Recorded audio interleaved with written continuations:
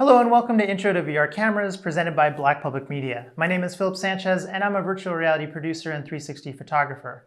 For the past 5 years, I've been using VR to create doc-style stories that shed more light onto social issues affecting underrepresented communities. And when I first started making VR films, you had to visit a bunch of different websites and YouTube videos to learn one small piece of what seemed like a huge puzzle of a process. And today, to be honest, it's not that much better. That's why Black Public Media asked me to pull together this series on VR cameras to help start your journey into VR. They've also commissioned my friend Jonathan Williams to dive deeper into the VR post-production process, so be sure to check out those videos as well as the rest of my Intro to VR Camera series in the links below. In today's video, the fourth in our series, we're going to do a quick overview of spatial audio. Now, Googling spatial audio spits back a bunch of super technical explanations, and I'll be the first to admit, but I think I only understand about half of that jargon.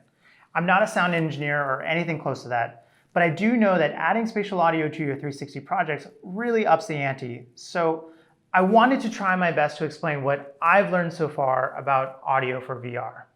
Okay, so let's get started. Now, many people are familiar with mono and stereo audio, but what about spatial audio? Well, spatial audio is any audio that uses more than one or mono channel of audio. Mono audio mashes sound all into one channel, and therefore there's no way for your brain to separate the locations of different sound effects because it's all coming from one sound source.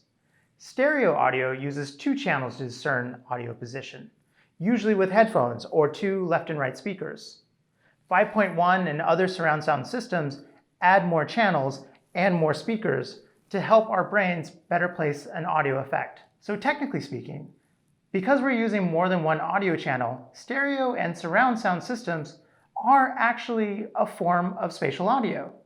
But when we're watching TV or a movie at the theater, we're always watching something where the filmmaker controls your point of view, and therefore controls what sounds are coming from the left, from the right, in front of us, or even from behind us. However, in 360 video, creators give up that control of viewpoint, and in this context, when people speak about spatial audio, they're most often describing a sound field that has been mapped to a 360 video field.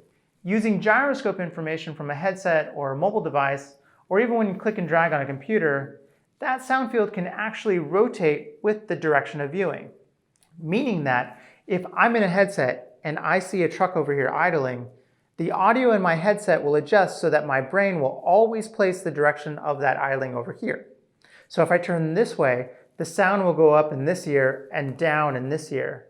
But if I turn the other way, the idling sound will go up in this ear and down in this ear. Now, spatial audio in VR uses a format called Ambisonics. There are several flavors of Ambisonics like first order Ambisonics or second or third order Ambisonics. The difference between the different orders is the number of audio channels that they utilize. For instance, first order uses 4 channels of audio, but third order uses 16 channels. The simplest way to look at it is the more channels, the better your brain can place the source of a sound or an effect. However, the most common format utilized on video platforms like YouTube is first order Ambisonics. Now, there are a range of spatial audio mics from budget-friendly to professional quality, but we'll get into those more in a later episode on production equipment. Okay, so hopefully that helps you wrap your head around spatial audio. I know for me, it took a lot of different explanations from a lot of different people before I began to understand it. But hopefully this explanation will encourage you to consider spatial audio for your VR project, because it really does make a huge difference. That's it for now. Thanks for joining me, and we'll see you next time.